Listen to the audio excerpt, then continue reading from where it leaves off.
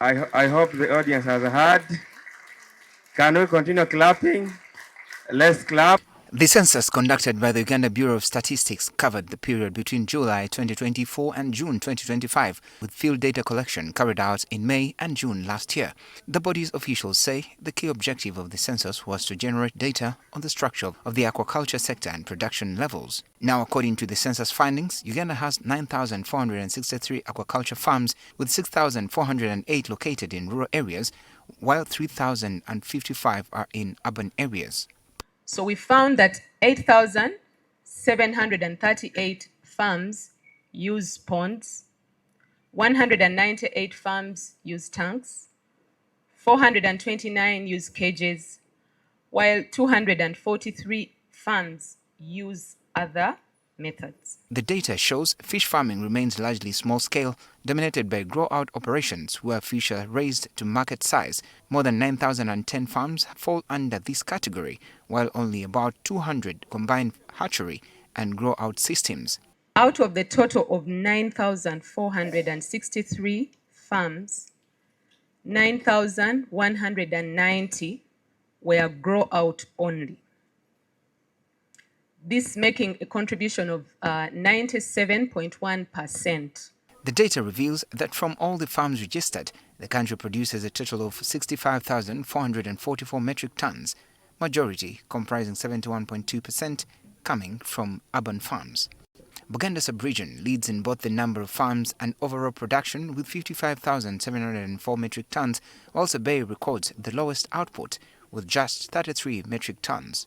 Tilapia accounts for the largest share of production, followed by catfish and other species, with the census identifying 273 hatcheries nationwide, most of which specialized in tilapia breeding. Of the total production in the country, we can see that 55,924.1 metric tons was tilapia production, and this was contributing 82.4% of the total production. The executive director of the Bureau, Dr. Chris Mukiza, emphasized the importance of the aquaculture sector in the country's socio-economic transformation. This report is timely for government and private sector to plan for the aquaculture sector as a source of food security, household income, and a value addition for both domestic and export markets.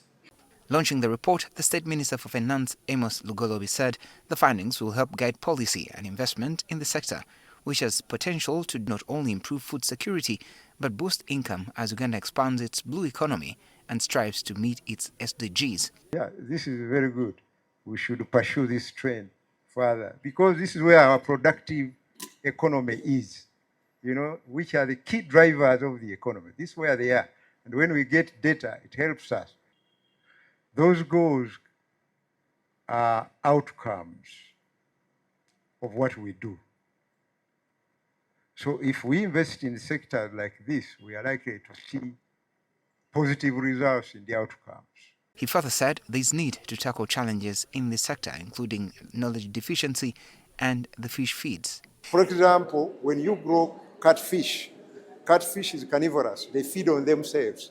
If you don't supply them with enough food to eat, they'll feed on themselves, and eventually when you come to harvest, you'll find no fish in the fish pond. It has been a problem for a long time. Our feeds are being imported largely, especially the floating feed. It's not available in the country.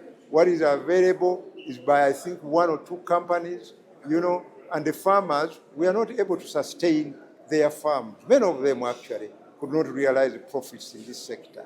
As Uganda looks to grow its aquaculture sector, this first census now provides a crucial baseline for measuring progress and shaping the future of fish farming. I'm Benjamin Jumbe, NTV Tonight.